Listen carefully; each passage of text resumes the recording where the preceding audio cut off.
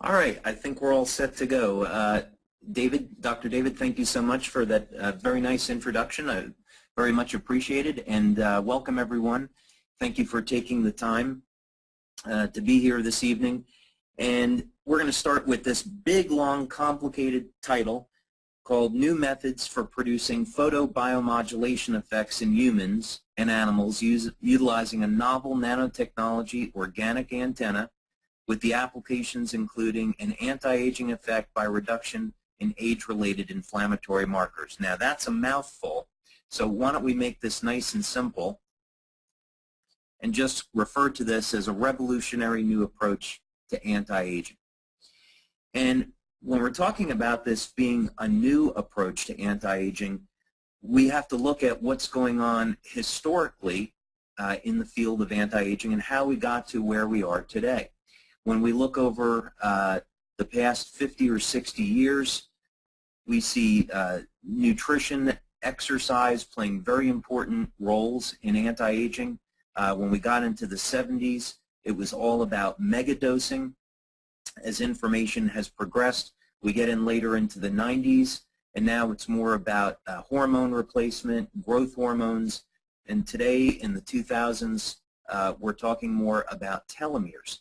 But the common thread between all of these approaches is that it predominantly relies on the biochemical approaches or biochemical mechanisms within the human body. And what Dr. Haltiwanger and I are going to be presenting this evening is a radically new approach which takes advantage of the biophysical properties of the human body. Now, I'm really going to be focusing in on one aspect of our technology, which is anti-aging, and then Dr. Haltiwanger, in about an hour from now, is going to be getting into tremendous detail on how these mechanisms actually work at the cellular level, at the genetic level, how we can get specific genetic expression by using bioelectrical and biomagnetic switches that already exist within the cells. But the important thing to know is that with this technology, we're able to activate biochemical mechanisms utilizing a biophysical phenomena.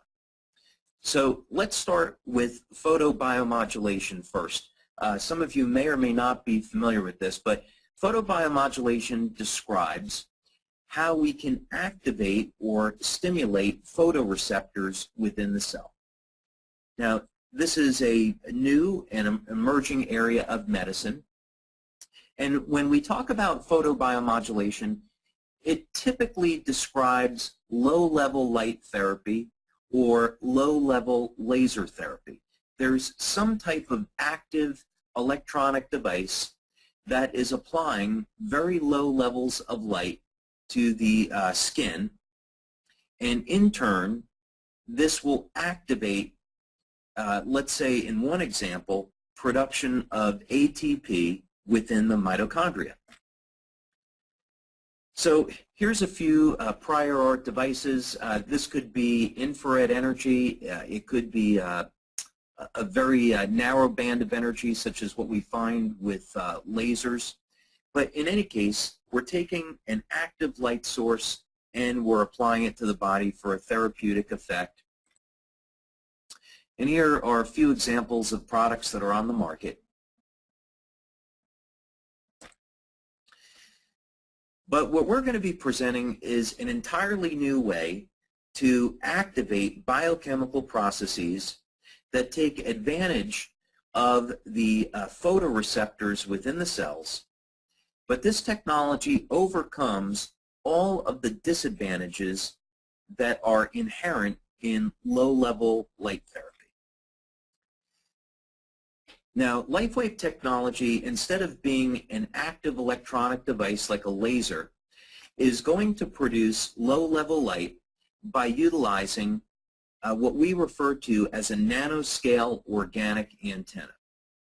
And the beauty of this is that the power supply or the power source for this antenna is body heat. So you take a LifeWave patch, you apply it to the body, and it starts to emit very low levels of light that will activate specific biochemical processes within the body. This method is incredibly efficient, it's very convenient, and unlike laser therapy, the cost of an application is very low and very affordable. Now, when we started the company in 2002, I started the company in 2002, and then Dr. Haltiwanger joined me in 2003, and then we began our marketing and distribution in 2004.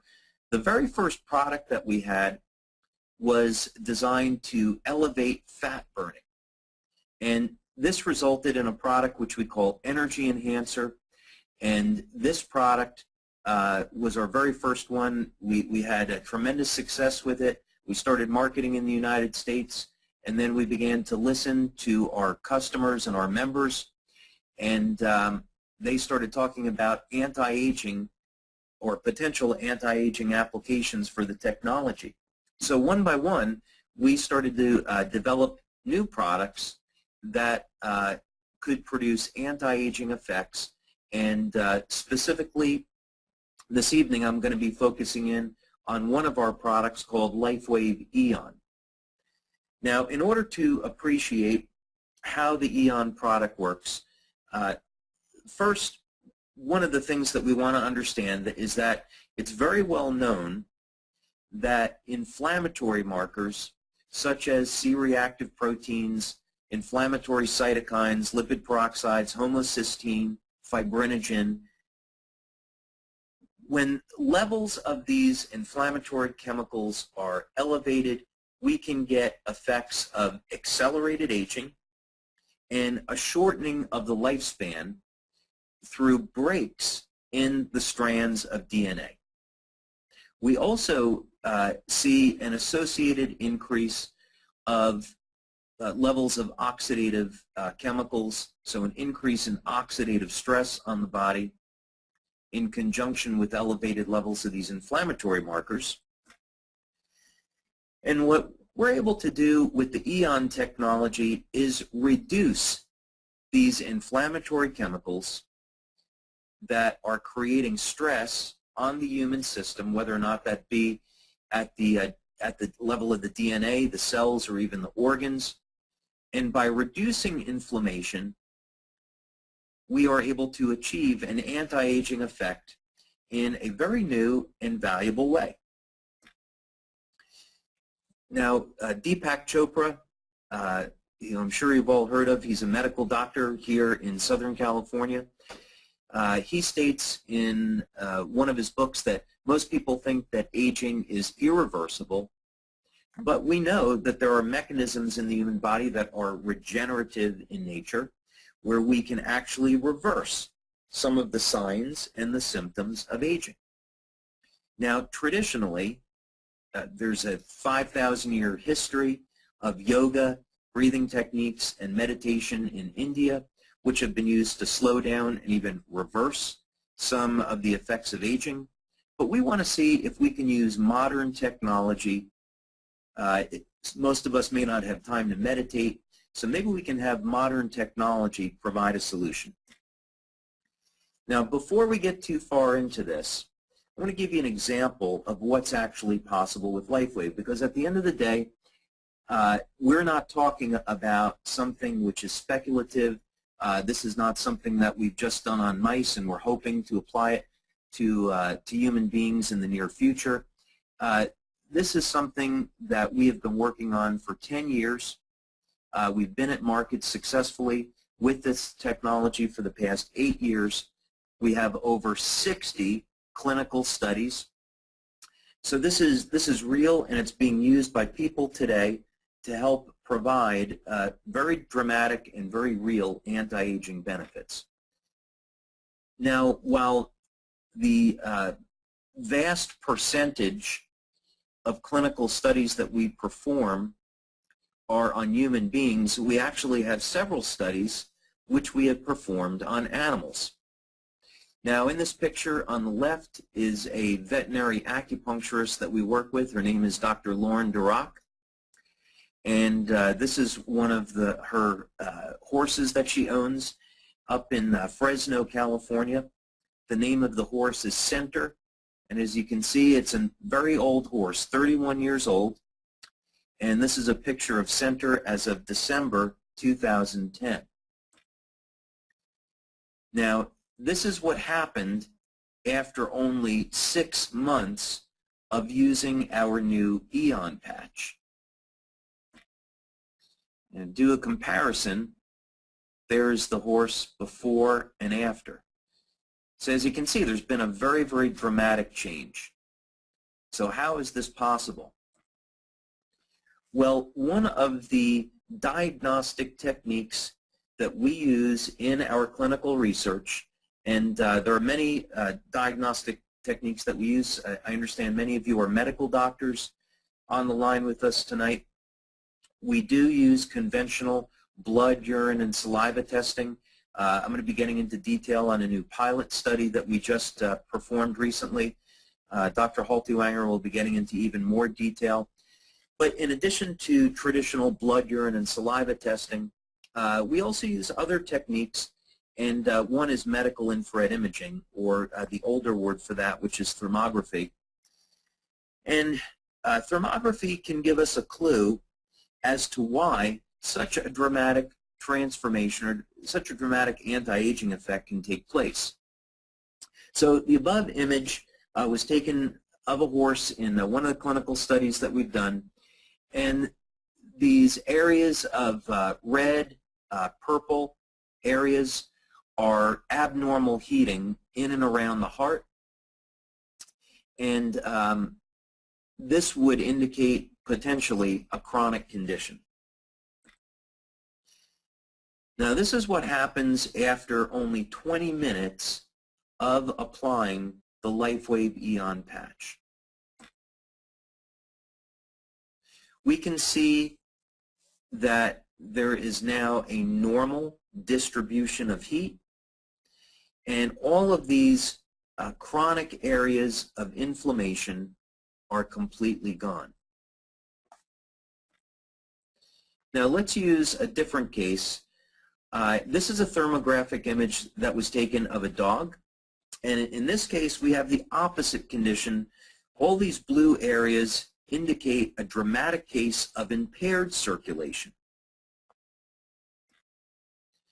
Now again, we apply the LifeWave Eon technology, and in only 20 minutes there's a massive change in the thermal distribution within this dog, and this is in fact indicative of a massive change and normalization of the autonomic nervous system.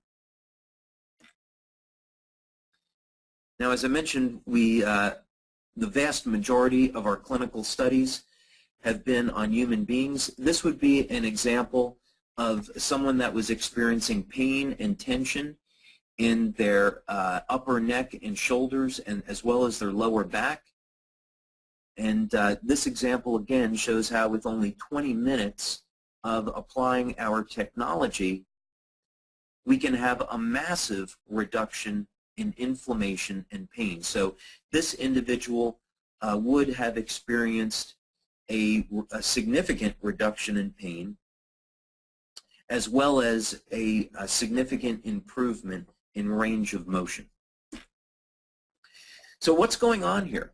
Well, we had conducted a clinical study with a biofeedback expert, Dr. Tom Budzinski, and what we wanted to do was look at and measure the sympathetic and the parasympathetic nervous system and find out when the LifeWave Eon product is applied to the body, do we have any changes that occur in the nervous system? And this would be important because, as Dr. Becker pointed out in the 1960s and 1970s in his book, The Body Electric, it is the bioelectrical properties of the body that, in fact, control the biochemistry. So the thought process here was that if we have chronic states of inflammation and we have chronic states of elevated levels of oxidative chemicals that are causing accelerated aging, could we in fact reduce these levels of these harmful chemicals through control or balancing of the autonomic nervous system and seeking a balance between the sympathetic and the parasympathetic states? So we in fact found that this was the case, and I will keep moving along. Now, let me get back a little bit more towards photobiomodulation on this method of action. Back over 10 years ago now, there was research that was funded by DARPA, and DARPA stands for the Defense Advanced Research Project Agency. This is effectively the branch of the government that funds and oversees research as it applies to the military. And Dr. Harry Whelan was interested in this phenomena of photobiomodulation and how it could be applied to advanced healing techniques. And principally, Whelan was looking at pain relief, and what he found in his clinical research was that infrared energy, and specifically infrared light in the near-infrared band, specific wavelengths of light were able to elevate mitochondrial energy. Now, this is really important because elevation of ATP leads to pain reduction. In addition to relief of pain, we also see that when ATP is elevated, the basic unit of energy in the human body, we get phenomena where injuries repair more quickly. There's anti-aging mechanisms that are activated. We've seen in our own research that we actually get an expansion of the cell. This means that if you were to use bioimpedance analysis, you could actually measure an increase in the phase angle of the cell and an increase in the cell capacitance. This is critically important because we know that when we're born, our cell potential is between 70 millivolts, 100 millivolts. As we age, that begins to decline. And if there's a mechanism by which we can reverse that process, it would be very, very valuable within the scope of healing and anti-aging. Now, LifeWave patches, what they do is they emit very specific wavelengths of light.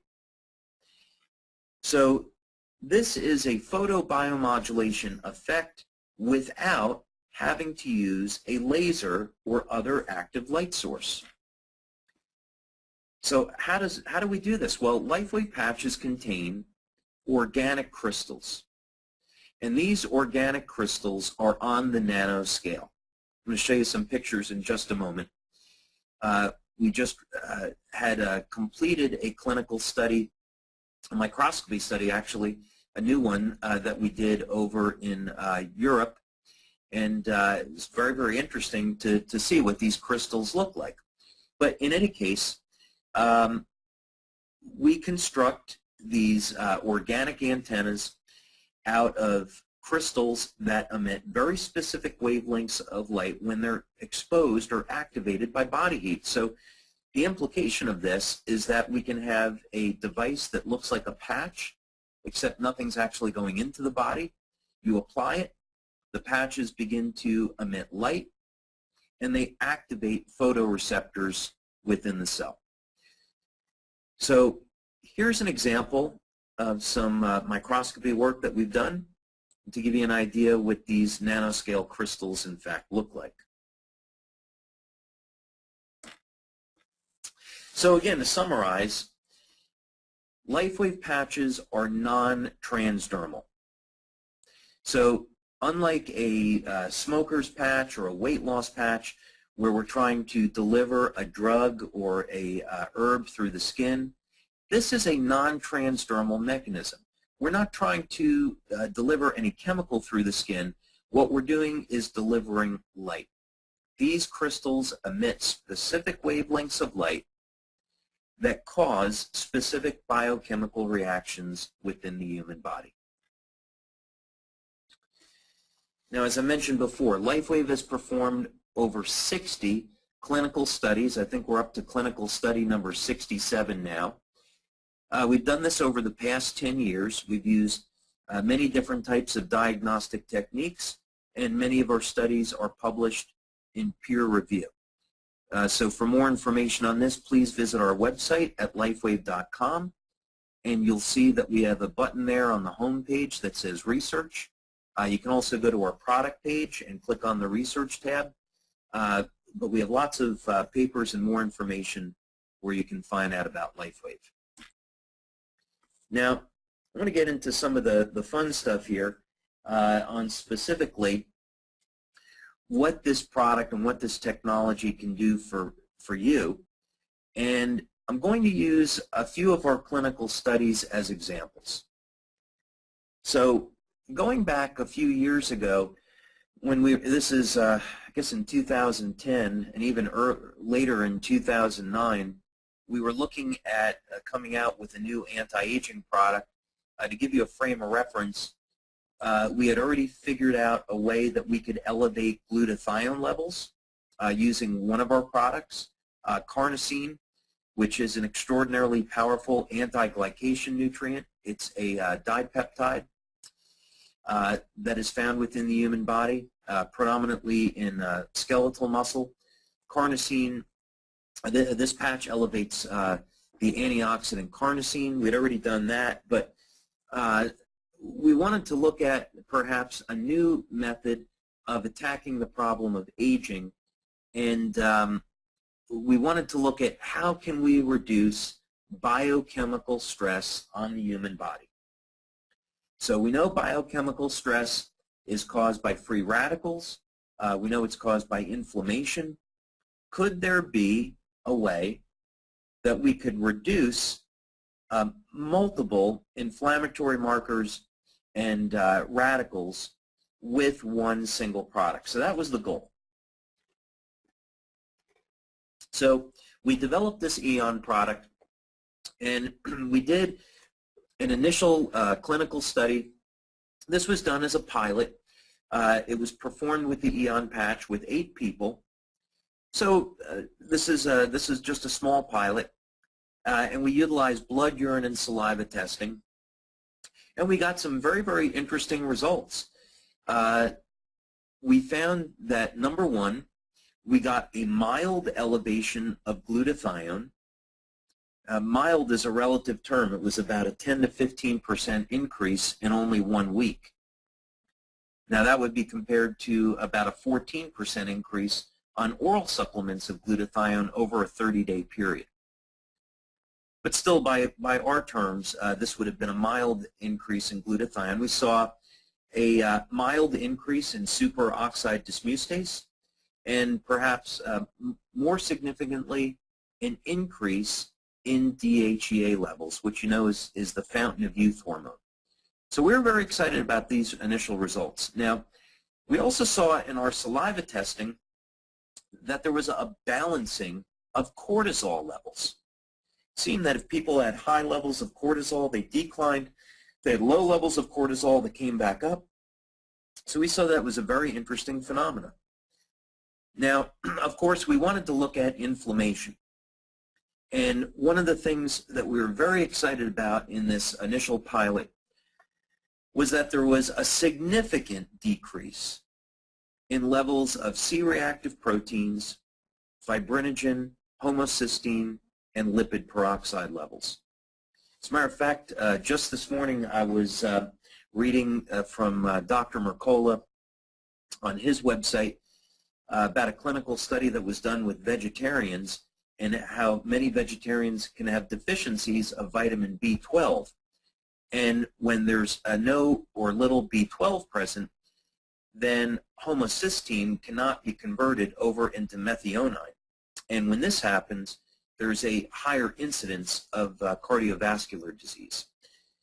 So all of these inflammatory markers, if they get out of check, if they're elevated in a chronic state, can cause damage to the organs, the cells, even the DNA, and lead to a phenomena of accelerated aging. Now, we have 11 clinical studies just on the EON patch, so I'm pulling a few here. This is a relatively new one that we did, double-blind placebo-controlled study, and this one utilized 60 people. And we used several, instead of taking the biochemical approach of blood, urine, and saliva, we wanted to know what was going on with the bioelectrical properties of the body. So this included a medical device from Europe called electrointerstitial scanning, where we can look at the bioelectrical activity in the organs. We used medical infrared imaging, a technique from Russia called GDV, which is gas discharge visualization. This looks at the electrical charge over the surface of the body. And another technology called PIP, which is using sound. Now, the results of this study using bioelectrical analysis also indicated reduction in inflammation, reduction in oxidative stress, and a significant improvement in the bioelectrical properties of the human biofield. These results reinforce the neurological testing we had done with EEG. Another study that we did was with heart rate variability. And this was a pilot study that was performed with 20 people using a piece of biocom equipment. Now, HRV is going to be looking at the ratio of muscle contractions within the heart as one method of describing it. So what we found with this technique is, again, the EON patch normalized the autonomic nervous system. The best example that I could give you, if someone was in a predominantly sympathetically driven state, so they're a type A personality, the EON patch produces a relaxation response.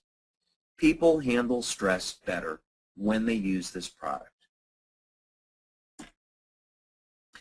Now, I'd like to go take a minute here and go into some detail on a new pilot study that we just got the results back on, because they're very, very exciting, and I thought I would share them with you.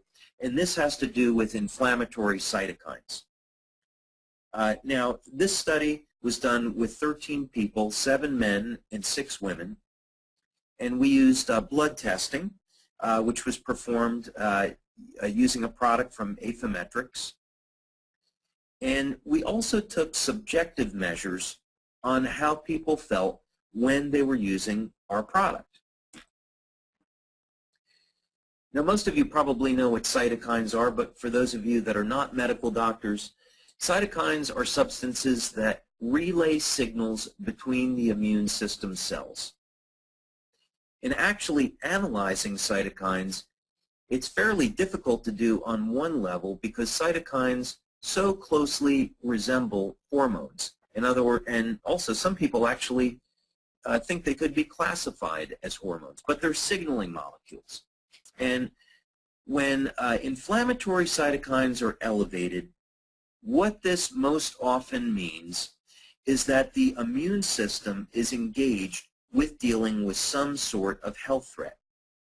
So on the surface, we would want to say, well, great, you know, if the human body is being invaded by some type of virus or bacteria or cancer, we want to be able to destroy that invading organism.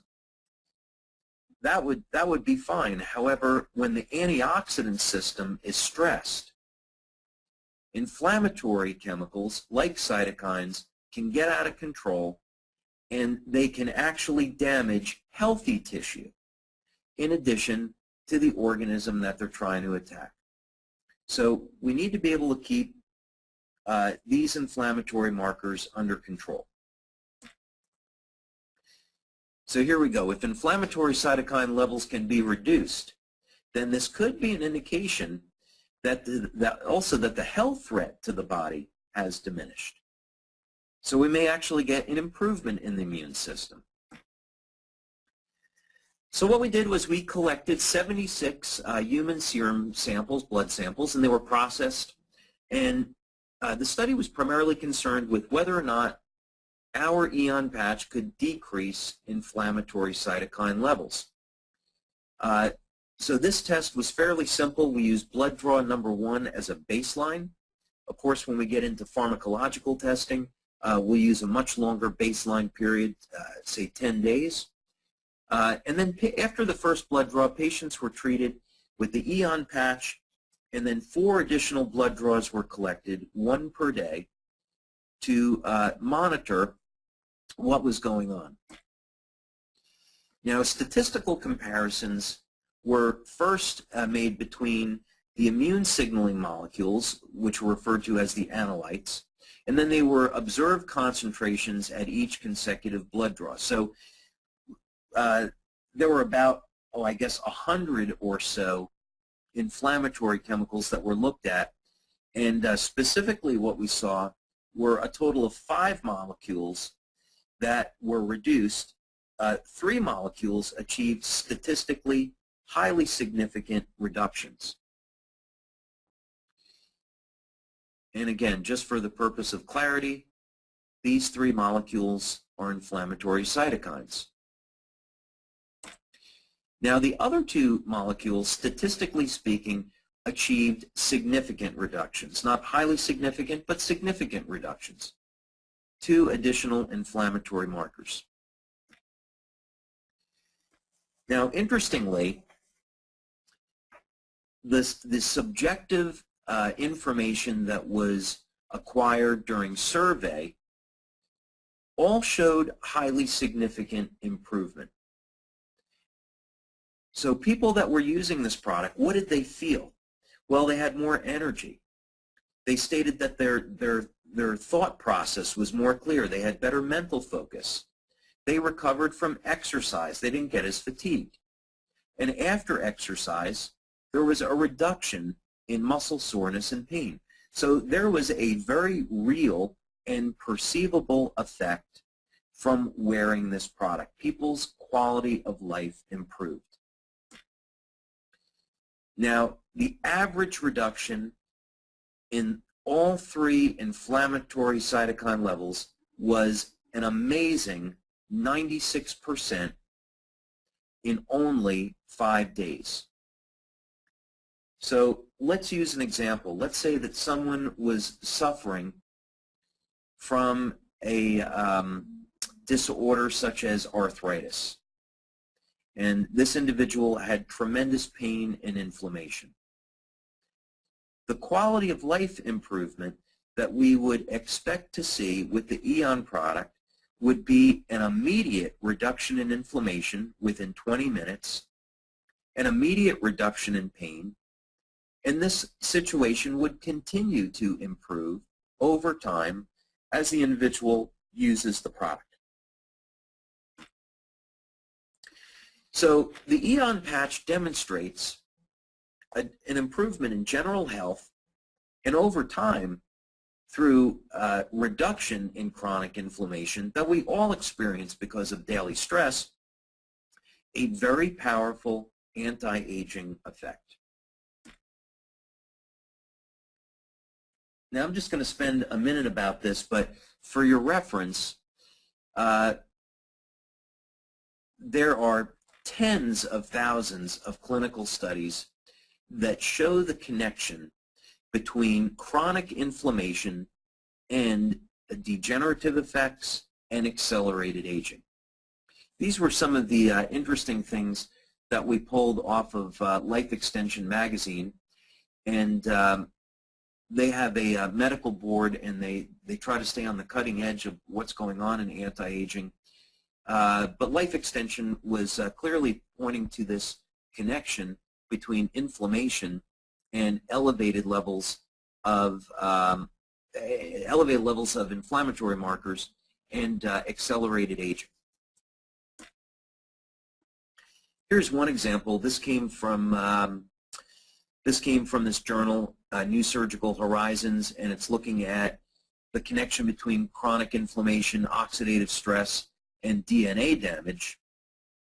And this paper goes on to talk about how precancerous or cancerous states can develop as a result of chronic elevated levels of specific inflammatory markers and oxidative stress. So persistent oxidative stress, persistent inflammation can damage cells and can even cause an accumulation of damage to the DNA. And all of this stress and oxidative chemicals are initiated through increase in daily stress. Now here's one way that we can look at this that graphically illustrates this connection. We start with stress. Now this could be a physical stress, it could be emotional. They both set off similar reactions, but first we get an increase in oxidative chemicals. In part, this is due to, it could be due to adrenaline, it could be due to increase in energy metabolism, but we get an elevation in oxidative chemicals, and if our antioxidant system is depleted, this can lead to increases in inflammation. If we go into a state where inflammation is chronic, this will cause damage to the cells, the organs, even the DNA. And we describe this process as a very important part of what happens in aging.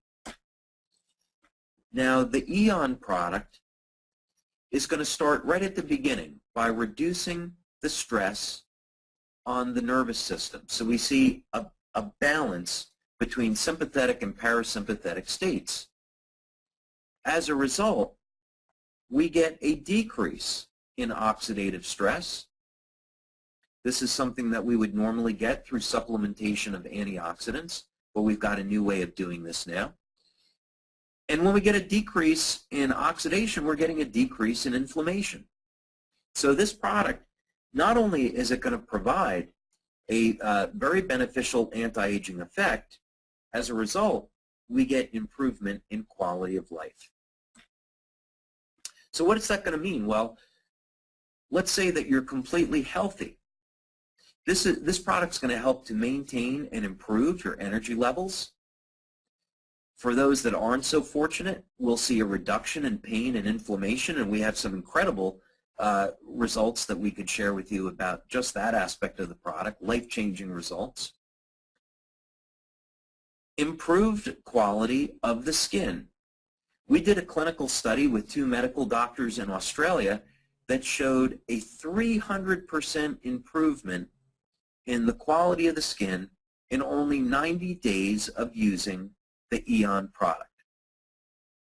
Now, participants in the study were actually using all 3 of our anti-aging patches, EON, glutathione, and carnosine. But we're just talking about EON this evening. Now, we're going to see reductions in stress and inflammation and improvement in organ function.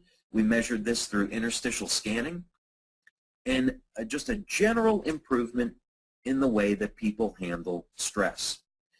So even though this is anti-aging, and we sometimes think of anti-aging products maybe as having some type of benefits in the future, what's great about this product is that it provides you with real and tangible benefits today. Now, low-level laser therapy or low-level light therapy is expensive, it's time-consuming, you have to have an electronic device. So let's say you're sitting there thinking, well, this is all great, but how difficult is it to use? The beauty of this, because we've got these organic crystals in a patch, you simply apply the technology below your belly button, or most people prefer to use it behind the neck where most people carry stress and tension. It takes less than 10 seconds to apply, and it works all day. So when you get up in the morning, You simply apply the product to the back of the neck and you go on your way. It's no more complicated than that.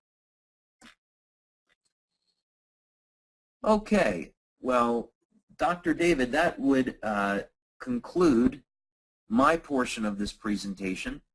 So again, I'd like to take this time to thank you for organizing this. And now I'm going to hand this over to Dr. Haltiwanger. Hello. It's kind of hard talking with no audience to participate, so these are somewhat interesting ways of communicating. I'd like to start off by talking about the fact that the body has an energy field that permeates all parts of the body and extends out into space. It's been called different things, the electrodynamic field. The current terminology is called the biofield. And you can actually look that up in index in PubMed, and it's now an official term. And this standing energy field, in my opinion, comes about as a result of the chemical reactions that are taking place in the body. If you have a chemical reaction where A and B are interacting and C is created, what you're doing is you're moving charge. When you move charge, you basically create an electrical current, but you also create a magnetic field. And in biological terms, it's called a thermomagnetic field. And this field, in my opinion, is a result of the accumulation of all the biochemical reactions that are taking place in the body. And each reaction that takes place, there's different wavelengths or frequencies of energy that are being released. So the accumulation of these total wavelengths or frequencies is basically the sum of the entire biofield. And people are looking at this as an information system, and it's also involved in pattern formation. I became aware of this back in 1971, and I started thinking about it then, how the field of energy is involved in creating the patterns of how the body's materials line up and interact with each other. It's too much to go into on a short seminar like this, so we'll have to move past that. Oh, let me see. There we go. Let's start off with looking at how the body is composed of electronic components. Research has shown that the biological molecules and structures of the body are primarily liquid crystals. So we have the cell membrane lipids, the DNA, proteins, enzymes, cholesterol, and even water has liquid crystal properties. And liquid crystals have very unique characteristics. They have the ability to organize and store patterns when exposed to an electrical field. So I think it's important to recognize that we have electrical fields, and a dynamic electrical field in the body, and then there are smaller subfields present in the various tissues and organs. And each cell has its own electrical field. And I don't think it's an accident that the materials that the body is made of has the ability to form patterns and organize in a self-assembly process in electrical fields. I think this is a natural part of how the body is, or all organisms are composed of electronically active materials. So we see that we have an electrical field is going to be involved in the pattern of interaction of these different substances. Now, if we look at this top part, we see this is my dynamic example of a protein made up of a liquid crystal protein. And the blue around that is water molecules. So we find that the materials, the proteins inside the cell, outside the cell, the DNA and the membranes, are surrounded by layers of water, what they call them polarized multilayers. And this will infect the configurational state or the folding state of the proteins and the materials. It will affect the electrical properties of these materials. So water in the cell is in basically two major forms, unbound water and bound water.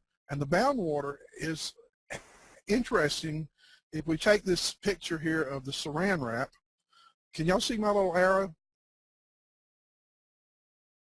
Yes, we can, Doc. Okay. Yes, we can. I muted myself. Okay, let me go over here and get a different one. Then let's see. Okay, we take this saran wrap. This is basically plastic wrapped around a cardboard tube. If we look at the cardboard tube as this protein molecule here, we see that there's organized layers of water molecules around it. And so this is another example here of these layers of water molecules around these proteins. And so protein has a primary structure, which is a chain of amino acids, and there's charges on the backbones of these amino acids, so positive and negative. And the way that the charges line up will cause the protein to fold into secondary, tertiary, and quaternary structures. And so these patterns that are created by the interaction of the material with the water is involved in creating the electronic properties and the configurational or structural states of these materials. This is why dehydration is so important, because if you're dehydrated, your proteins, which conduct electricity throughout your body, become less conductive. They actually become electrical resistors. Now, David mentioned the concept of an electrical potential or membrane potential. This is a model of a cell membrane. This is two layers of fat molecules lined up, and these are proteins that extend through the membrane. This is called a transmembrane protein, and these are glycoproteins that are stuck on. These are sugar moieties, sugar molecules that are stuck on these proteins, and they create what are known as receptors. However, biophysically, these are also electromagnetic antennas, and each receptor structure will respond to a different frequency or wavelength of electrical energy. So we see that we have the lipid molecules, and between, on either side of a membrane, we have different levels or concentrations of minerals. And on the inside of the membrane, you have potassium, magnesium, and on the outside, in the bloodstream and the interstitial fluid, primarily is sodium and some calcium. So we have a little bit of sodium, we have some calcium, and the differences between these materials, this layering of minerals on either side of the membrane, this forms an electrical component called a capacitor. So we find that the membrane structure is such that it's an electrical unit, and there's a voltage potential called membrane potential between the inside and the outside of the membrane. On the inside, it's negative, and so we call this the membrane potential of a normal cell is about 70 millivolts, negative 70 millivolts. Now, if you added all that up into a lot of surface area, you find that's about 10 million volts per meter of material, which is a lot of power. So we find the membrane is a permeable, selectively permeable barrier that maintains the concentration of minerals on either side of the membrane, and that creates the electrical potential. We also find that membranes have the proper electrical properties, and they act as a guide for moving electrical energy from one place to another. On the outside of the membrane, if you had two cells, let me see, if you had a cell here and a cell here, you'll find that electrical currents will flow between the cells, and they're conductive pathways. And some of the currents will actually flow in and out of the cells through ion channels.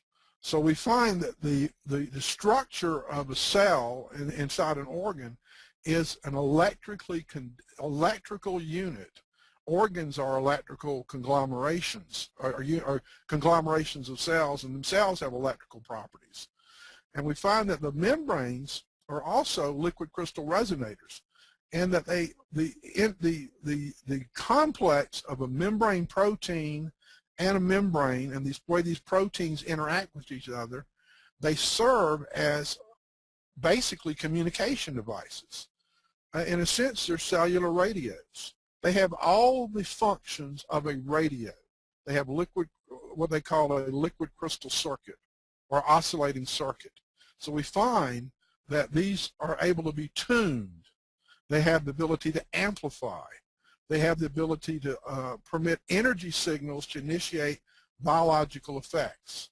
So these are very important properties when you start thinking about the fact that cells have the ability to conduct from one place to another. They also have the ability to wirelessly receive. So they have basically like a phone system in a sense. You have your hardwired phone that's stuck into the wall through the electrical grid or to the telephone wires outside. And then you have your cell phones that are wireless communication devices. And cells have both properties built in. So we find the membrane proteins on the surface of the cells act as detectors and receivers of chemical messages. This is basically the entire paradigm of the pharmaceutical chemical industry, and they talk about the chemical receptors. However, when you start studying biophysics, there's another paradigm that comes into play where they're looked at as wireless antennas. So we find these are antennas for electrical frequencies that are arriving at the cell, and different signals can be communicated. We also find the DNA is able to generate these signals. Now, electromagnetic energy, light is a form of electromagnetic energy, and we know that DNA will generate what are called biophotons. And it's a lot of research is now taking place on the concept of biophotons, and they're looking at these as communication signals that the cell uses to control its actions, such as DNA communicating with RNA, DNA communicating with protein structures. So we look at biophotons as an internal communication system that's taking place. So we find that the cell membrane, along with the protein complexes, act as signal detectors, signal amplifiers, and signal transducers. That means they can take one signal and convert it into a different type of signal. So instead of looking at this just as a chemical receptor where a substance, let's say dopamine, bond is released from one cell. So here's a cell here, and it's releasing this dopamine molecule, and there's a space, and then this receptor on the cell will bind to the dopamine, and that's pretty much the current model of neurotransmission. Another way of looking at it is these are electromagnetic antennas. If you've ever looked at a microwave tower, you'll see these little rods sticking out at different levels, and they're picking up different signals of microwave. Same thing has happened at a cellular level. Instead of rods, these are sugar molecules, and basically these sugar molecules are part of the communication system of the body, and there's like 7 or 8 major sugars that are involved in creating these molecules.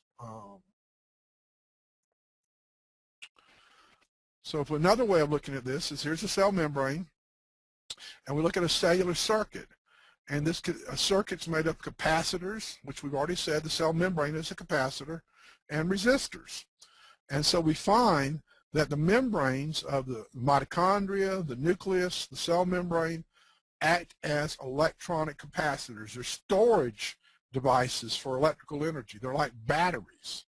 And then we find that the internal material inside the cell, which was composed of the water and the structural elements such as cytoskeleton proteins, act as resistors. So we have a circuit. So we find that modern electrical devices are made up of transistors, which are semiconductors, resistors, and capacitors. We haven't mentioned this yet, but we find that the major polymers of the body, the proteins, as well as DNA and RNA, are semiconductors. So we have all the various subcomponents that are needed for electronic devices to process information. And so we see that these liquid crystal materials or molecules the body is made up of can possess electronic capabilities, enabling them to both absorb and emit electromagnetic energy. So here's a protein, semiconductor protein. Here's a DNA molecule, and here's a cell model. And there is a electrical frequency, electrical field is what I'm trying to say, inside each cell. The interaction of these electronic components creates an electrical field inside each cell. Now, change in the membrane permeability, and that means what the components, basically what you're looking at structural, is what is the cell membrane made up of? It's made up of fats, and it's made up of cholesterol. And there's different types of fats. These are called phospholipids mostly. And then you have cholesterol. So cholesterol is a natural component of the cells. And if you go into a high altitude or a cold area of the world, your body will slowly increase the amount of cholesterol inside the cells, or inside the cell membrane. If you go into a hot area of the world, the cholesterol amount will go down and the unsaturated fats will go up. So this is why people have to acclimatize when they say go from a hot area to a cold area. It takes them some weeks and months to get fully acclimatized as their body is processing these materials in the diet and creating the membranes. And this will also change the permeability. So if you change, that's the structural part. But you can also change the membrane permeability by altering the cell membrane potential or the capacitance. And so this, if you increase the capacitance of the cell, you're going to increase or alter nutrient entry and mineral entry into the cell. You're also going to facilitate the release of toxins from the cell. And so one of the things we learned back in 2005 and 2006 is that energy enhancer patches and ice wave patches increase the capacitance or battery effect of the cells. So basically, it's like a rechargeable battery system. The patches will actually cause the cell membranes to charge up back toward normal. And as they do that, if you charge your batteries up, you're able to operate systems. Let's say you have a flashlight and the batteries are exhausted or very weak and you got very little light. You charge them up and now you have a very good beam of light. Well, in the cell membrane, basically this is a power conservation system, and so the mitochondria of the cells are converting food into ATP and they're releasing electrons. These electrons get stored in the cell membrane and you're charging up your battery. And then other components of the cell actually plug into the cell membrane and are able to operate various functions of the cell. So a normal cell membrane capacitance is actually going to help you operate the various functions of the cell, such as protein synthesis. It's going to help facilitate the release of stored toxins. And these are some of the first things we began to see as we started studying ice wave and energy enhancer patches. Now, we may have this effect with other patch products. We just haven't done this testing yet. Now, Dr. Steve? Yes. If I may just come in here. So basically, and correct me if I'm wrong, what you're saying is that most of us don't have as much a nutritional deficiency as much as it is an assimilation and usage deficiency, and that can be changed by just basically manipulating the electrical fields around the cells. Is that kind of like what you're saying? Or? Well, it's all tied together. You have first off, a bad diet's a bad diet. And no matter how good you do with your electrical properties, it's kind of like taking an old car with a worn out engine. It's a lot better to have a new car with a new engine. Now, the body will repair itself. So if you get a good diet, you actually functioning on the structure part. Now it's a matter of, now I've got a battery, but is it charged? And that's what I'm talking about. So you have to have the better your structure is, the better it's going to be able to hold the charge. Now, if you're looking at all this together, this means you have to have good minerals in your diet. So you have to have an adequate supply of minerals. And this means your potassium, your calcium, your magnesium, your zinc, your selenium, and all your trace minerals. So you have to have that. You have to have the right types of fats in your diet. And this is where there's an extensive amount of research on omega-3 fatty acids as one type of fats. And then there's GLA, gamma linoleic acid. And you have your omega-3, and then you've got CLA, which is a conjugated linoleic acid. Anyway, all these fats are necessary. So you got omega-3s,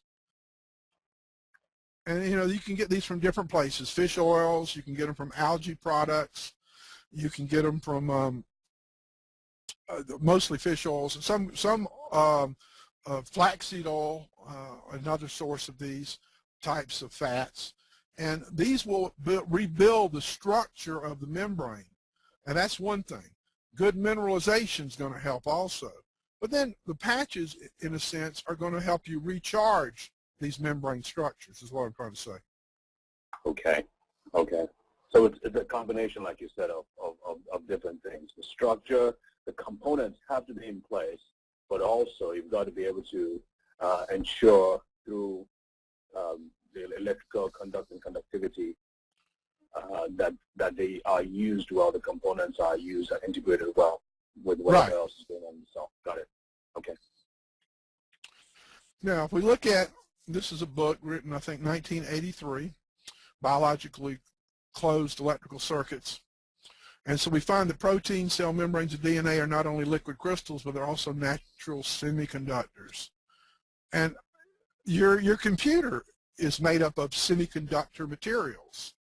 The chip that operates in the computer is a silicone-based semiconducting material. And we also have these types of structures inside a cell. And this is a cell membrane capacitor. If you show this to an electrical engineer, he'll say, oh, that's a capacitor. Yeah, that's a biological structure inside a cell. So we see these structures are there, and they're there for a reason, because you have to conduct electricity. I'm going to try to get to that a little bit in a few minutes. You have continual circulating electrical circuits throughout the body. That's what they call biologically closed electrical circuits. Another thing to look at is that proteins actually act as switches. So we have proteins are semiconductors. That means they conduct and route electrical currents in preferential directions. That's very important. You wouldn't want you want to be able to control your power. You want a short circuit. If you had an electrical device, you wouldn't want to have it short-circuited. You want to have the electrical circuits properly conducted. And we find these structures extending out of these cells through the membrane to the interior. So here's one cell bound to this other cell, and it's literally conducting these circuits through different components. And so these are very important when you start looking at the fact that there's a continual circuitry that flows between the cells. Electrical currents flow between the cells, and electrical currents flow in and out of cells. So a bioelectrical current is an electrical current, or directed current is a current that flows steadily in one direction. And we find that bioelectrical currents are controlled by changing the electrical conduction of proteins. And one of the things you can do to change the electrical conduction of protein is change the level of hydration in the body. If you dehydrate the body, you become less electrically conductive. We also found that applying patches changes the conduction. This is an actual study from LifeWave. Hold on just a second. Excuse me. We looked at skin conductance readings at 4 acupuncture sites. We looked at lung 1, pericardium 6, stomach 36, kidney 6. And we showed an increase in conductance after the application of energy patches. So this is before, after, before, after, before, after. Each time we put the patches on, the conduction and that acupuncture point increased. That's one. That was in 60 people. Another part of this study, which we feel is probably even more important, is each time an energy patch was placed on the body, the level of skin conductance increased with each application. So the first time we put patches on, the conductance went from here to here. Yet when they measured the second one, it started out higher and went higher. The third time it was the patches taken off, put on a different spot. It started higher and went higher again. And the fourth time, it was higher to start with and went higher again. So each time the patch was put on and then replaced and then put on again, the conductance reading increased with each application. This means that we were improving the circuit flow. Now, we find that the lipids of cell membranes separate these minerals from one side to the other. And this is my example of a vortex. I don't think first off, remember this. All energy moves in spirals. That's the only time I'll probably say all in anything. But that law has never been violated by anything I've ever studied for 30 years. All energy moves in spirals. If you look at spiral galaxies, if you look at water going down a drain, if you look at winds moving on a plane, you'll see it's all spiraled.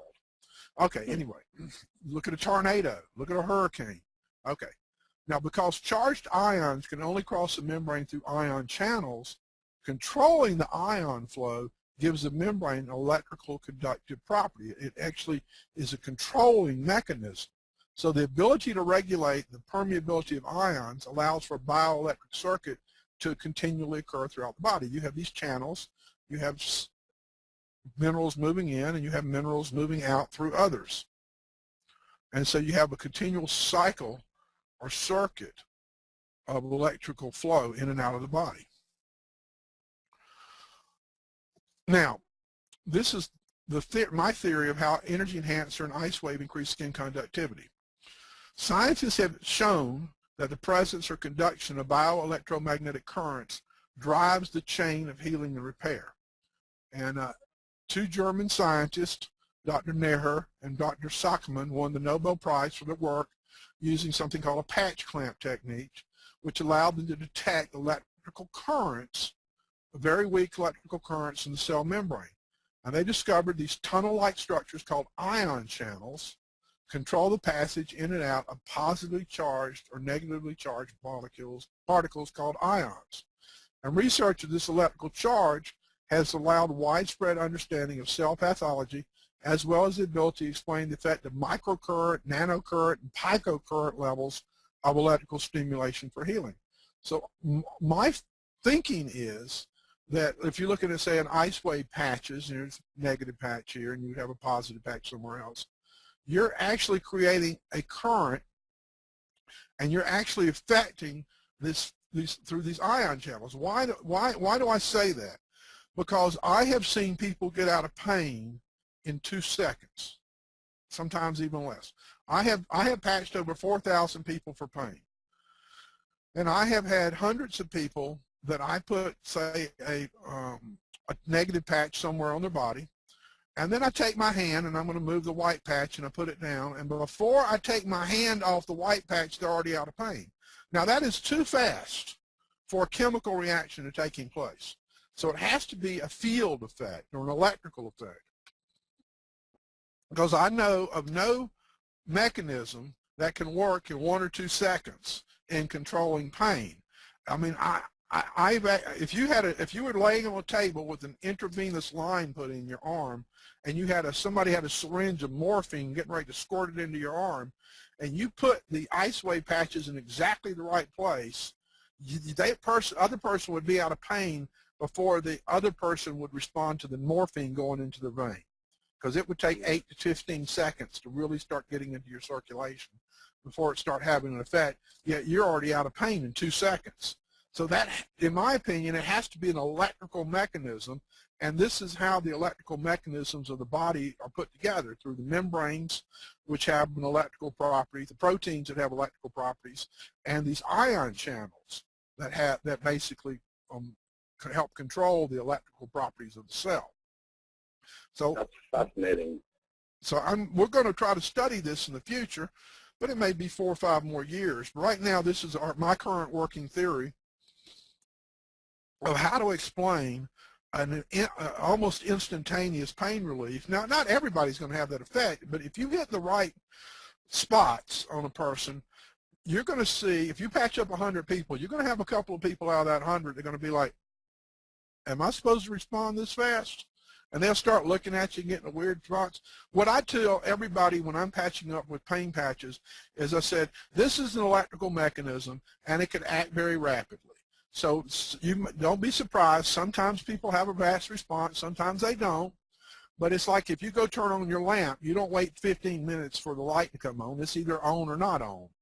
And so we're looking at an electrical mechanism. So if I hit the right spot with these patches, you might notice a very rapid effect. So I try to warn them ahead of time that I'm looking for an electrical mechanism, because it's hard for somebody that's been in pain for a long time to suddenly be out of pain in a couple of seconds and make sense out of it. They think it's all in their mind, but it's a real phenomenon. All right, we'll move on. But the question is, Doc, first of all, that's fascinating. This is really fascinating stuff. But is that sustained as long as the patch is on, or do they get used to it after a while and the pain comes back while the patch is still on? Sometimes the pain comes back. But we've had some people that have been in pain for months, and they got out of pain after 1 or 2 applications of the patches. The pain didn't come back. It all depends on, there's different reasons to have pain. There's different processes taking place in the body. And I can't tell you which group of people are going to have the rapid response, but sometimes the pain comes back. You have to put on a new pair of patches, or you have to move the patches to different locations. There's a phenomenon that occurs in some people, we call it chasing the dragon, where you put the patches on one place, the pain goes away, but it moves to a different spot. Now, if you think of a water hose,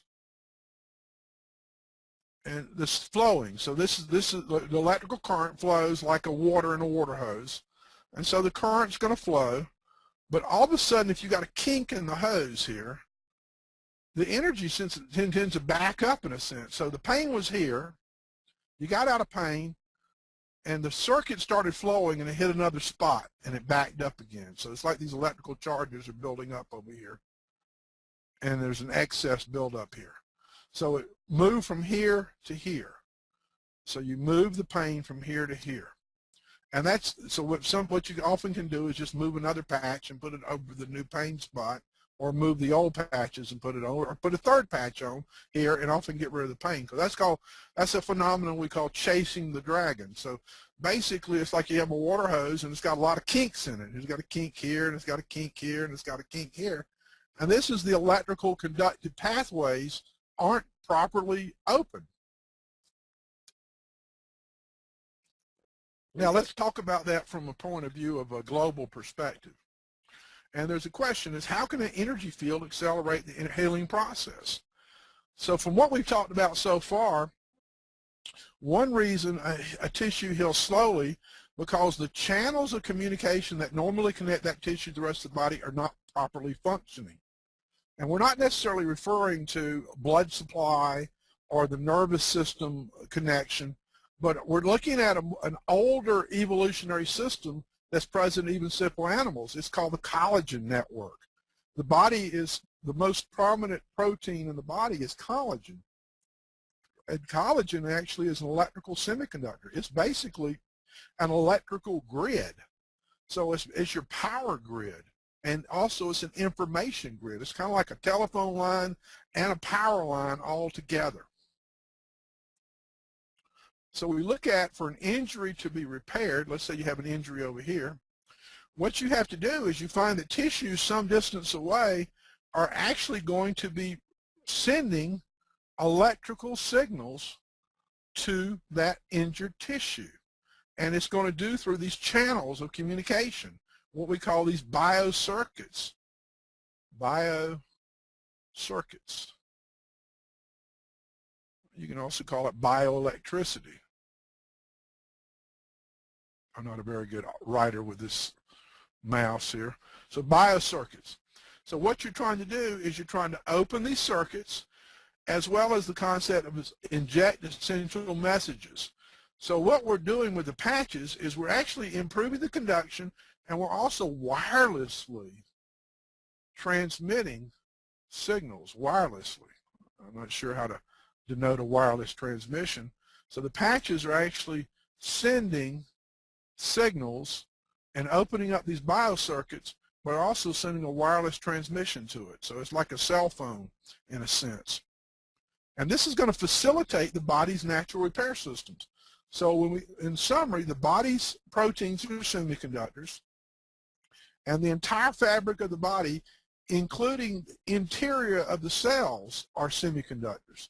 This means that we find that the body is an electronic communication network that has the ability to detect and conduct energy and information, to store information, and to process signals.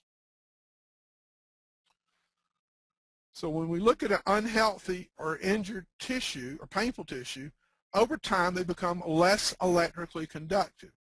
So this is how a microcurrent therapy would work. If you had an old injury, let's say you've injured your knee, and you've had this chronic problem with your knee, and you put some 10-unit pads or microcurrent pads and hook them up to an electronic device, and you turn on this device, it would send an electrical signal that would transmit from one pad to the other and go through the knee.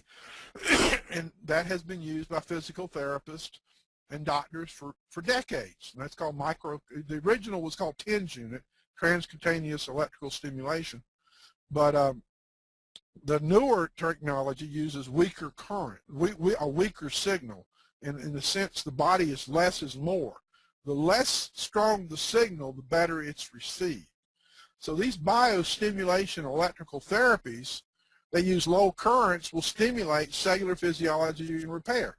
So the research on microcurrent therapy shows if you put a microcurrent device on an area that's injured, you're going to increase protein synthesis, you're going to increase ATP production, you're going to increase the replication of the cells, DNA repair, and DNA replication. So you have three important processes going on that's going to be involved in healing of the tissue. Now, it's my opinion, based on our research, that the patches, especially energy patches and ice wave patches that have a positive and negative patch, act as microcurrent devices, except we're not putting an electrical current into the cells.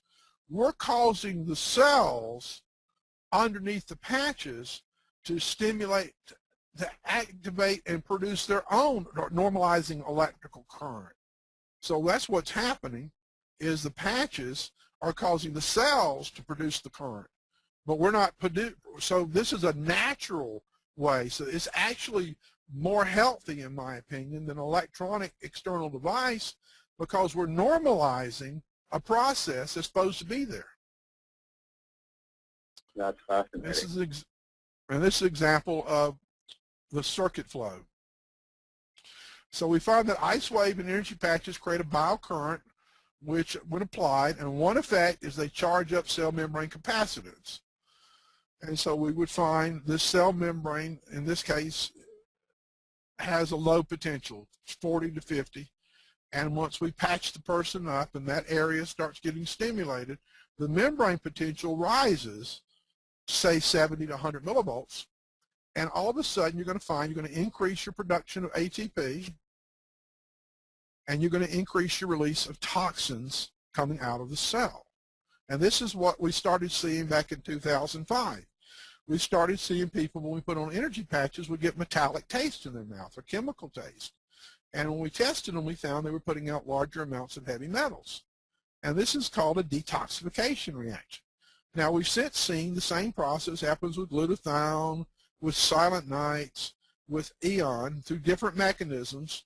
It's not, but sometimes it's because we increase an antioxidant production in the cell, and that facilitated the release of toxic waste. So there's different mechanisms involved with different patch products, but one of the things we've seen is we increase the voltage potential of the cell membrane. Now, with ice wave patches, you cannot see the conductive circuit, so we have to move the patches around to create a current flow between the positive and negative patches. So in addition, the normal pathways are disrupted in dysfunctional tissue, so what might be a positive zone might be a negative zone, and vice versa. And so what we're looking at is, let's say here's a painful area right here. And this is what's called a bracket technique. And we pick a spot, and we put an ice wave positive above or around to one side of the pain, and we put a tan to the other side, and you go, how do you feel? And they go, I don't really notice anything. So then you move the patch here, and they go, oh, I don't notice anything. And then you move the tan patch here, and they go, yo, I'm out of pain. So you finally found a spot where you got an electrically conductive circuit reestablished. And so if you hit that spot the first time, 2 seconds later, they're out of pain. Now, most of the time, it's going to be a minute or 2 or 3 or whatever as you're finding the right location. Another way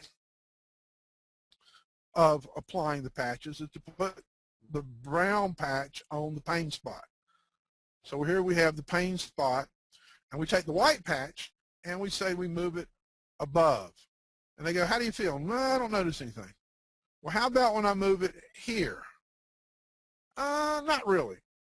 And that's just how fast I'm moving them. So I usually put a piece of tape on it and then move it here. Then I move it over here and go, how do you feel here?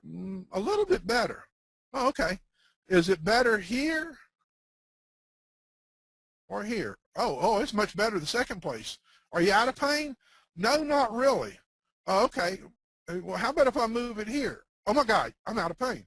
So it's a matter of finding the right circuits. And since you can't see them, recognize that the tissue is electrically conductive.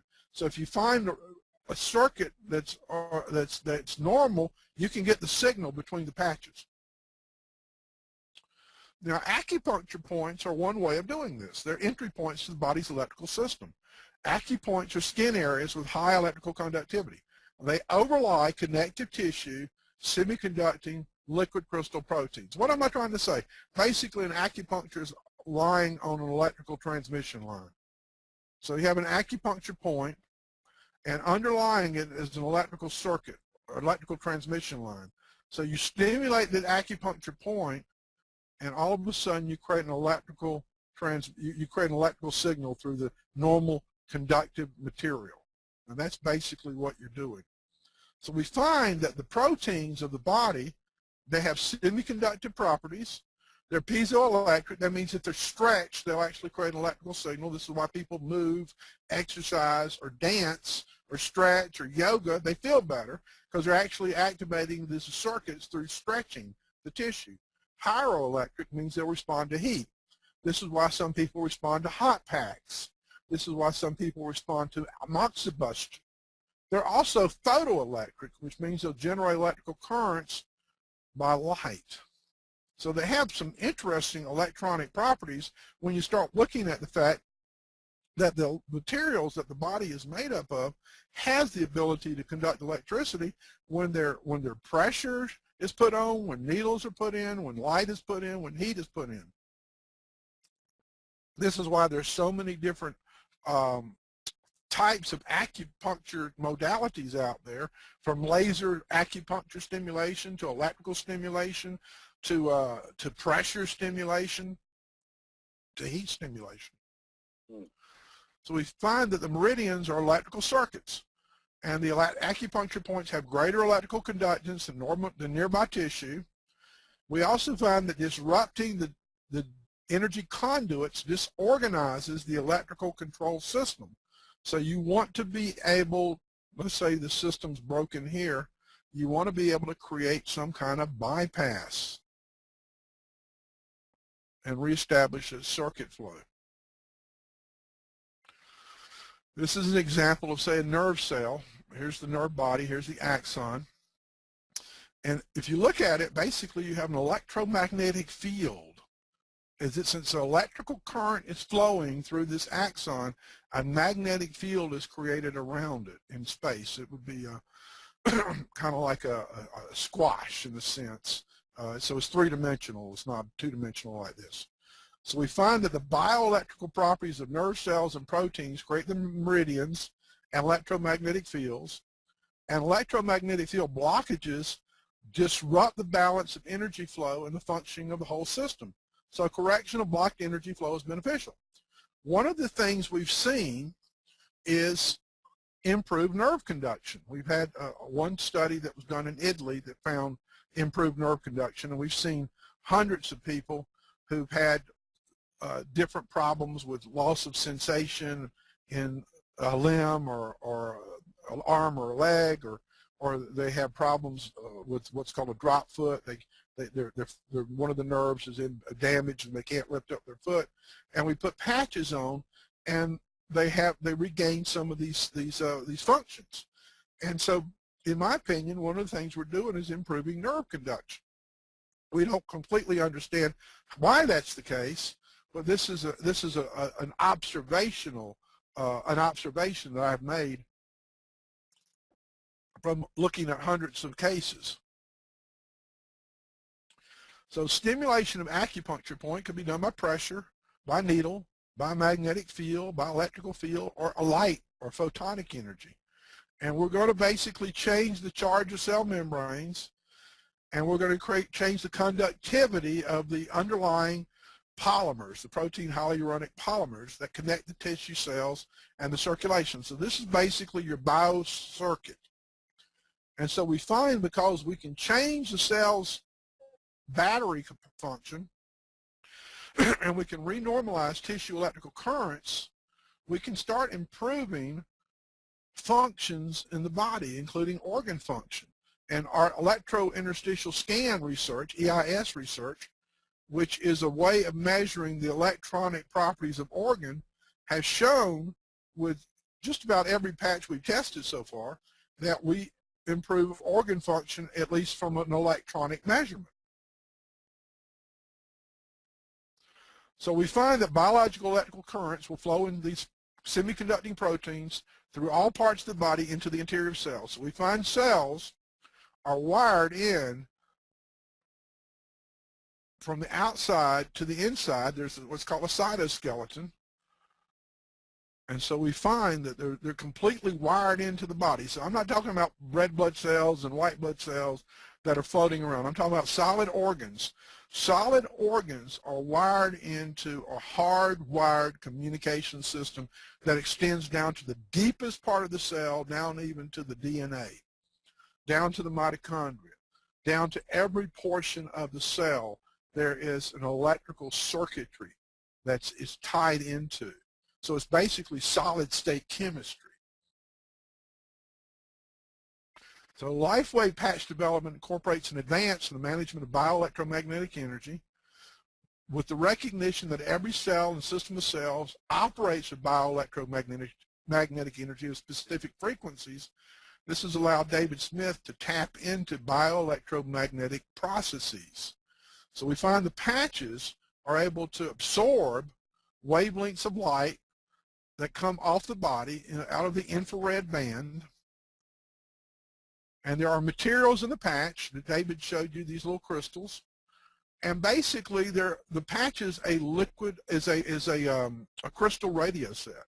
And if you want a physics term, you can look up a crystal radio set.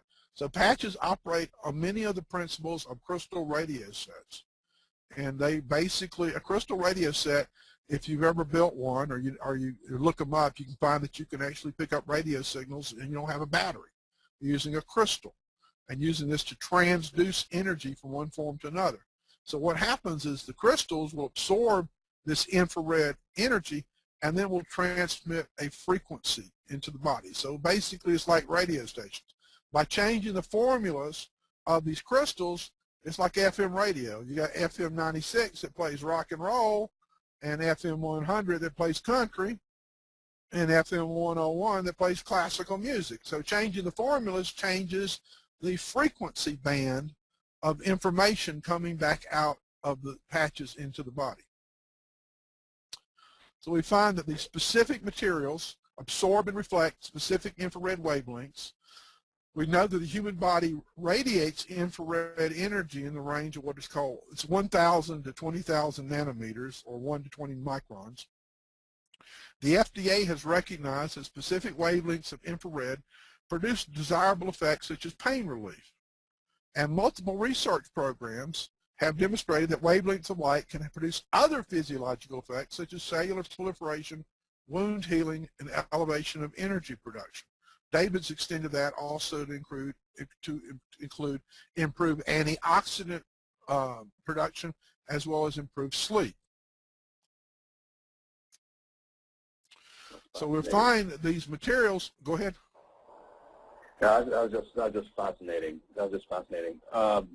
Quick question here. The part about light therapy, are we talking about the different colors of light can produce different kinds of effects? Yeah, that's not what I'm talking about. That is a true statement.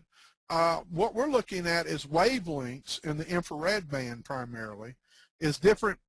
If the infrared band is let's say 700 nanometers, I can't write, 700 nanometers to 20,000 nanometers, you got a lot of wavelengths in there. And let's say, for example, that wavelength 1012 will have 1012 through 1020 will have an effect on glutathione production. Yet wavelength, say 2022 might put you to sleep. So I'm just saying, basically, by changing the formulas, we're actually able to change the wavelengths that the patches put out in this band of energy between 700 nanometers and 20,000 nanometers. And we're not putting out one single wavelength, we're putting out a wavelength band between certain areas. Got it. So, got it. Okay. And it's through these crystals that we create in the patches that we produce these bands of energy. And this crystal is going to produce a different band of energy than this one here. And this one here is what I'm trying to say. So it's basically like we're in a sense we're reflecting or transmitting back specific signals is what I'm trying to say. It's like it's information signals. In a radio station, it's music. In a radio station, it's Elvis, or Beatles. Or another station was going to be playing Mozart or Beethoven. They're both putting out radio signals, but they've got different information coded. In patches, we're putting out infrared signals, but we got different information coding in there.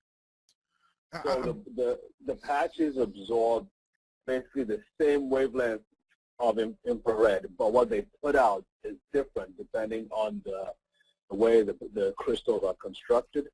I think that's pretty accurate. Okay. I mean, the body's going to basically the body's the power source. You've got this band of energy being radiated from the body. Patches are picking up and absorbing this energy, but then the crystals are transmitting a very small band back in. So you're basically taking a wide band of energy, in a sense noise, and creating information. Got it. All right. Interesting. Interesting. So one of the things we can do is we create antioxidant or anti-inflammatory effects. So we can initiate specific metabolic changes. So basically the patches are organic molecular antennas that can transmit what are called photobiological messages needed for initiating metabolic changes. Here's a transmission antenna. In this case, you're looking at a cell phone. And look at these wires, the way they are. Remember that picture I showed you of the cell, and they had these little things sticking out like this? That's those, except we're smaller. This is working in the radio, microwave band, and this is working in the infrared band. This infrared is a higher frequency, therefore the wavelengths are going to be smaller. That means the antennas are going to be correspondingly smaller, and the antennas are going to be the size of molecules on cells. But they're the same process as these little antennas that are sticking off this thing. When we see the cell membrane and you see these little proteins, sugar proteins sticking off here, that's going to pick up a different wavelength of energy than this one over here, or a different frequency. Here's a frequency-specific antenna. Here's another frequency-specific antenna. We see these crystals are created in the patch, and the patches are made up of natural substances. So we're using natural organic materials that are non-toxic. You could actually open them up, suck them out, and eat them. Probably wouldn't taste that good, but they're not going to hurt you. You don't want to, there's a medical grade adhesive, same adhesive found on Band-Aids. We have two pieces of plastic, or polyethylene, and it's the same type of material made in medical tapes. Matter of fact, we make our products in factories that make medical devices. So we make them under very high standards. And so we use a medical device manufacturing system in order to manufacture our products. Now we're making them under, they're not sterile, they're not designed to be sterile, because you're going to put them on skin, but you want to put them on unbroken skin.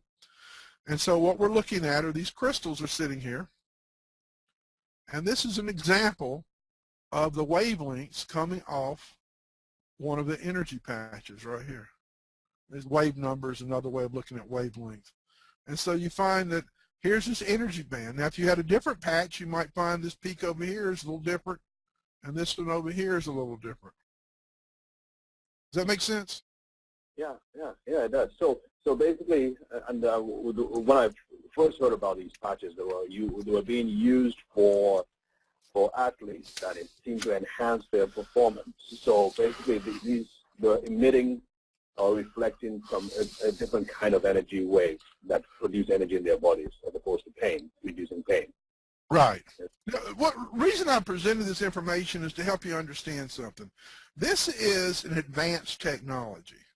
This is an advance very similar to how cell phones were an advance over hardwired phones that stuck in your house.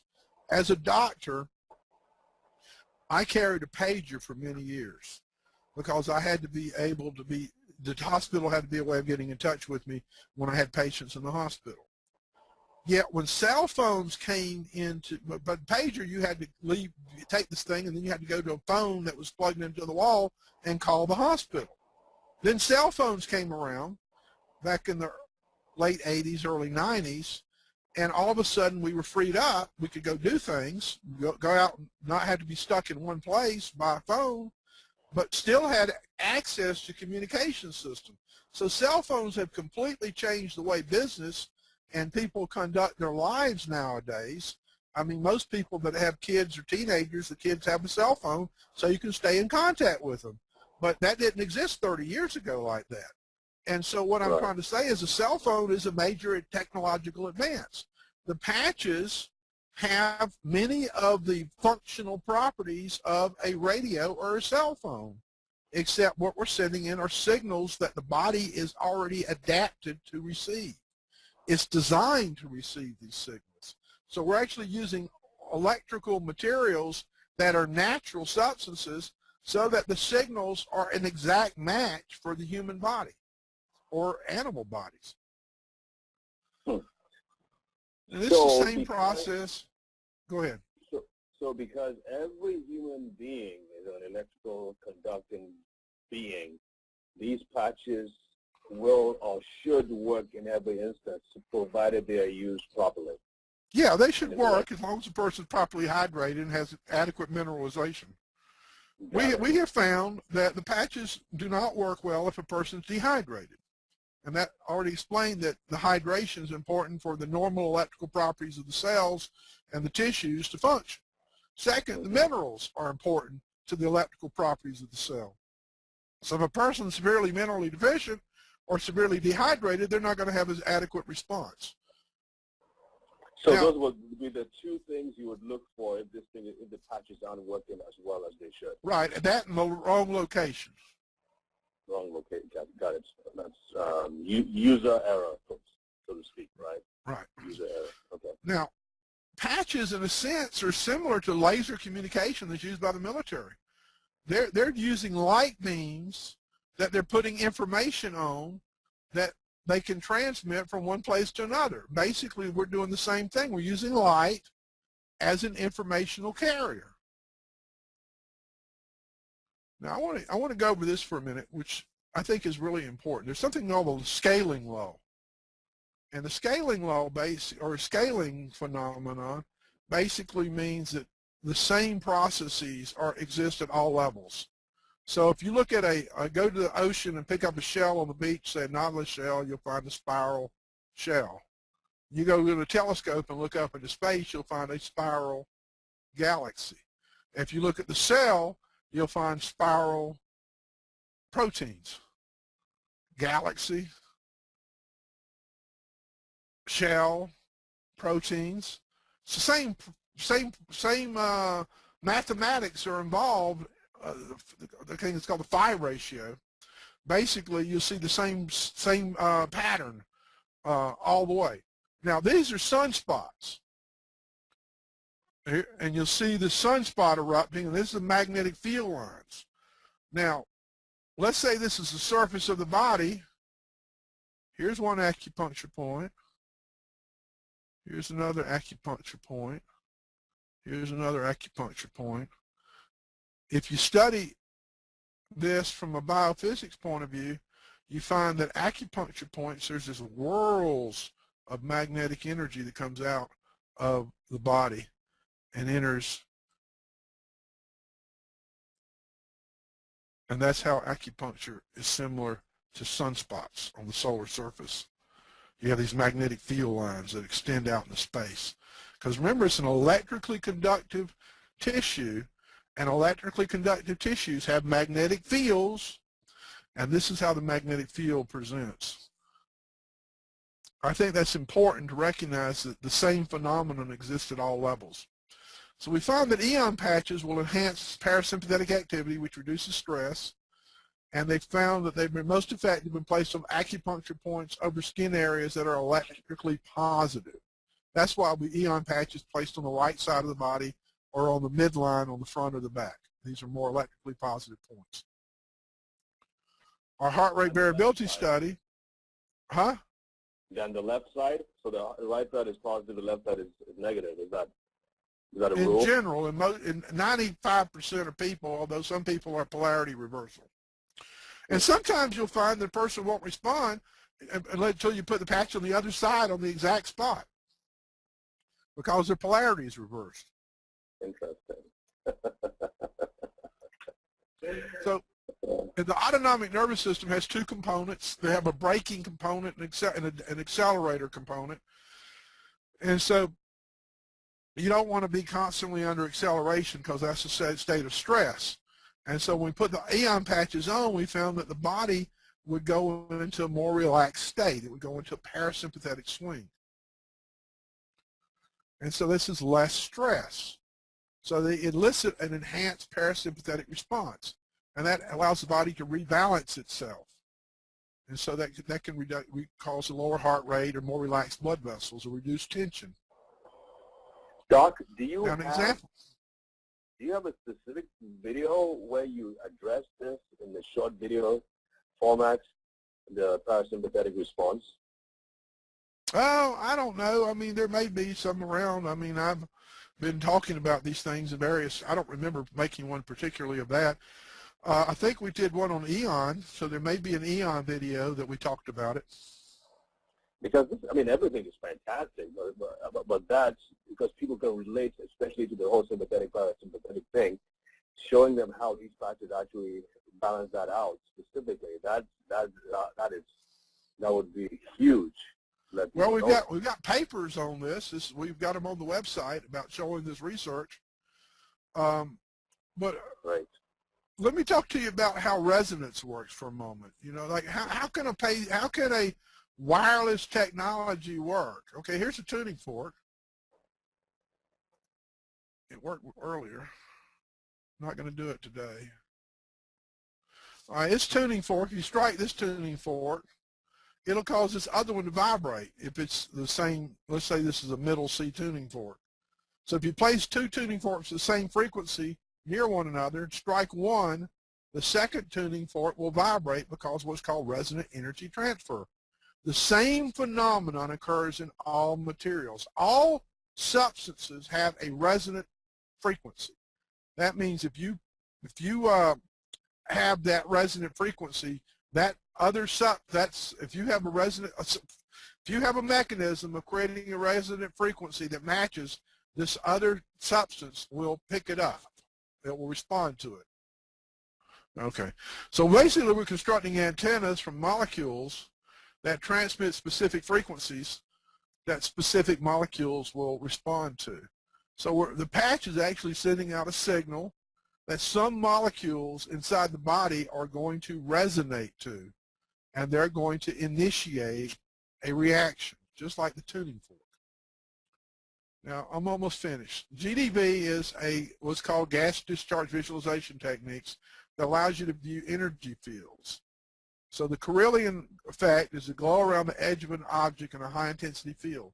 And these are actual pictures of some of GDV's pictures of our patches. Here's the white patch, energy patch, and here's the tan patch.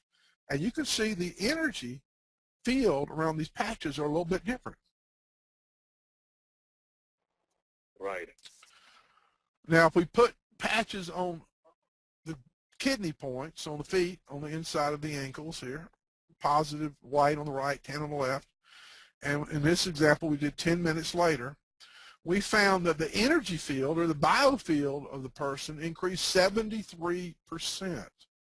And so here, look how weak this field is here, and it's much stronger here. Look at how weak it's here and how much stronger it is here. Mm.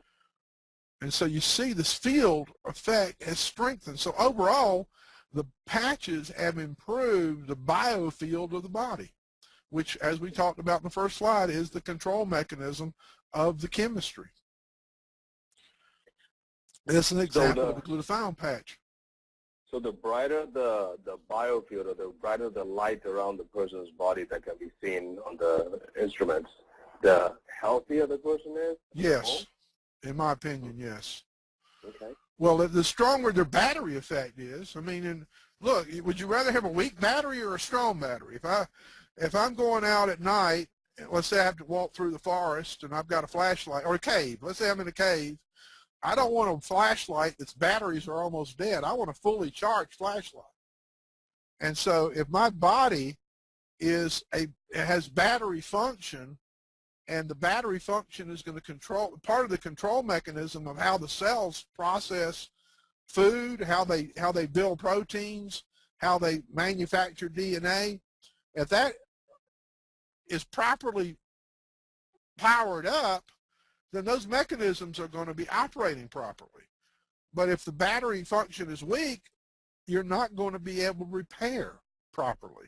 And this is just an example of a person with a GDV of with the glutathione patch. And again, we see how small this field is, let's say here, and how much thicker it is here, how much thicker it is here. So it's a stronger field. And that's all for my slides. This is amazing, Doc. This is just amazing. Thank you so much for this. I mean, this really explains this a lot better, and helps us to really appreciate what you're talking about. I want to take it back so we can have your picture up again. And, okay. And what we're going to do, folks, is that you can start. I know the questions have already been coming in, and Doc, you can take a look at the questions and see which ones you want to tackle, or if you would rather I read them out, so we can do that. I'll run over a couple. Okay. Now, I don't know if the patches have anything to do with hair loss on the dog. There's a question of what patch do you place on a dog with hair loss.